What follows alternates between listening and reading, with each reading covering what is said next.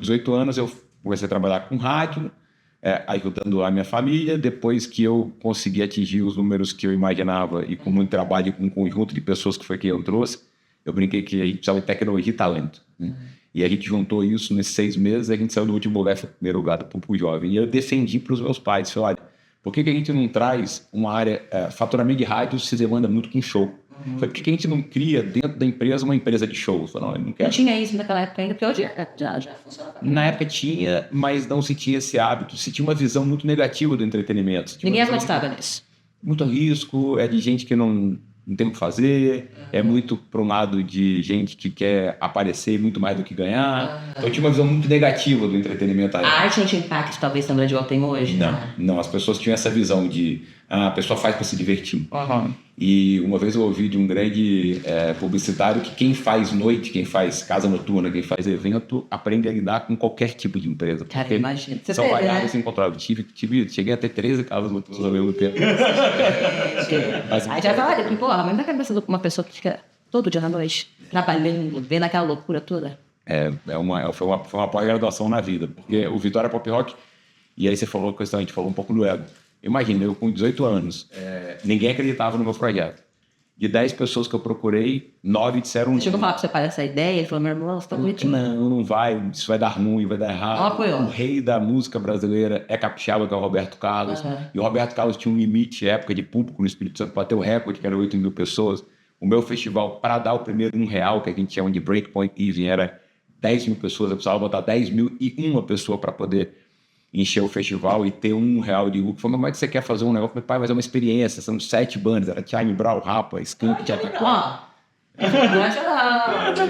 foi um querido amigo que eu perdi, mas que deixou grandes memórias. E Vitória Pop Rock tem a marca dele. Correto, né? Não pode. Cara, é espetacular. E aí, o Vitória Pop Rock deu muito certo. E eu era muito novo. Então, claro que você fala... Quem que acreditou nessa ideia? Então, foi na época, um empreendedor que trabalhava num veículo de mídia regional, baiano, que tinha vivido o Festival de Verão, que tinha surgido antes. Então, dos 9 que eu procurei falar, que era irresponsabilidade e loucura. Esse cara, quando foi... Não, isso vai dar errado. Porque minha ideia era o quê? Não era um show, era uma experiência de 7 bandas, 4 nacionais, 3 regionais, com uma área de gastronomia, com uma área de experiência cultural. E a expectativa era de 10 mil pessoas, para ganhar com 10.001 pessoas R$1, e aí a gente conseguiu colocar 28 mil pessoas. Então, claro que naquele momento você fala, eu consegui, e aí você começa a falar, tudo bem, aí vem o ego natural, mas ao mesmo tempo você fala assim, peraí, mas agora o próximo momento é para eu sustentar o meu sonho, eu preciso fazer outro ano, tem um outro desafio, outro momento. Então você aprende, maturidade traz a essa equipe de aprendizado. Em 6 meses você montou uma equipe de rádio e vocês já são de último primeiro. Na rádio já existia, eu acho que... Não, sim, mas estava no último. Estava em último lugar do Público Jovem. Aí eu falei assim, cara, vamos fazer o seguinte, vamos criar uma história. Aqui tem um shopping.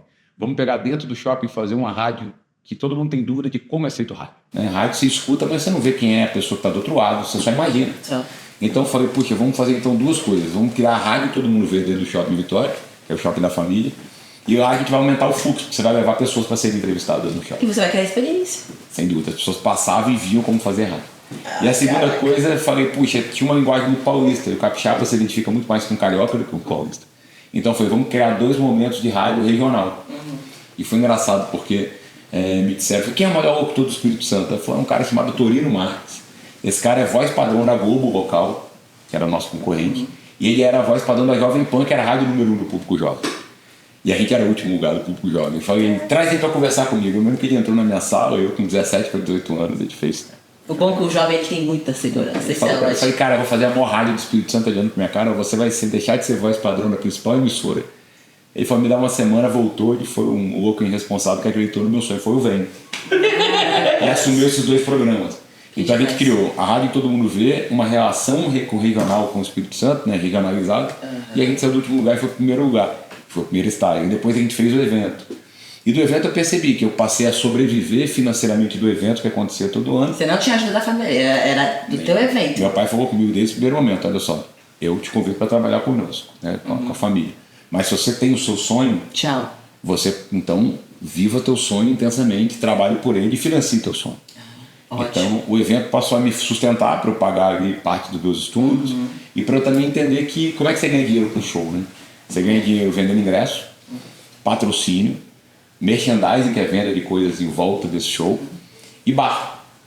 Então, Até hoje é assim. Até hoje é assim. Então, quando você pega, por exemplo, uma cidade pequena, como era o caso de Vitória, você não tinha patrocínio, o patrocinador não acreditava numa pessoa que estava começando. Então, 17 anos. Então, eu comecei a entender que o patrocinador podia fazer diferença na minha vida, indo para São Paulo, que é onde se tem realmente essas grandes oportunidades.